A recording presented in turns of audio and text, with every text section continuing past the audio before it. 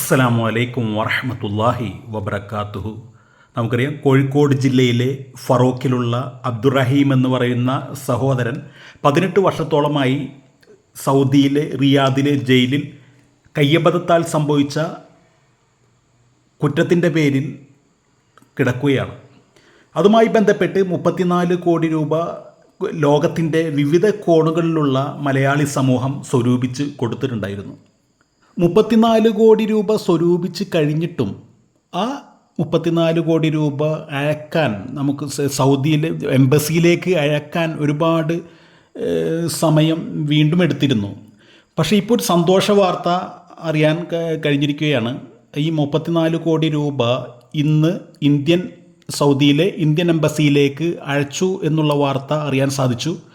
ഞാൻ ഒരു ന്യൂസ് കണ്ടിരുന്നു, അത് സത്യമാണോ എന്നറിയാൻ വേണ്ടി അദ്ദേഹത്തിൻ്റെ ജ്യേഷ്ഠനെ വിളിച്ചിട്ടുണ്ടായിരുന്നു.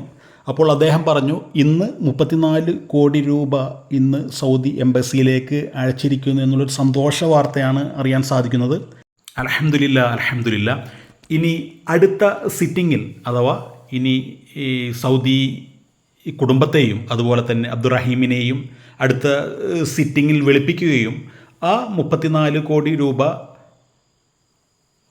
ഈ സൗദി കുടുംബത്തിന്, ഈ ബാലൻ്റെ കുടുംബത്തിന് കൈമാറുകയും ചെയ്യുന്ന ഒരു പ്രൊസീജിയറാണ് ഉള്ളത്. അതിനു മുൻപായി അദ്ദേഹത്തിൽ നിന്നും ഈ സൗദി കുടുംബത്തിൽ നിന്നും കേസെല്ലാം പിൻവലിച്ചുകൊണ്ടുള്ള ഒരു ലെറ്ററും കിട്ടേണ്ടതുണ്ട്.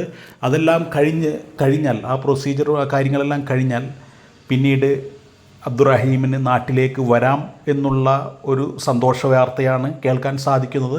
ഇൻഷാ അള്ളാഹ് എത്രയും പെട്ടെന്ന് തന്നെ എല്ലാ പ്രൊസീജിയറുകളും എല്ലാ നിയമവശങ്ങളും പൂർത്തിയാക്കിക്കൊണ്ട് എത്രയും പെട്ടെന്ന് തന്നെ അബ്ദുറഹീമിന് നാട്ടിൽ വരാനും, നാട്ടിൽ വന്ന് അദ്ദേഹത്തിൻ്റെ ഉമ്മയെ കാണാനും, അദ്ദേഹത്തിൻ്റെ ഉമ്മാക്ക് റഹീമിനെ കാണാനും, അതുപോലെ തന്നെ അത് കണ്ട് നമുക്ക് എല്ലാവർക്കും സന്തോഷിക്കാനും റബ്ബ് സുബ്ഹാനഹു വ തആല തൗഫീക്ക് ചെയ്യട്ടെ എന്ന് ആത്മാർത്ഥമായി ദുആ ചെയ്യുന്നു. അസ്സലാമു അലൈക്കും വറഹ്മത്തുള്ളാഹി വബറകാതുഹു.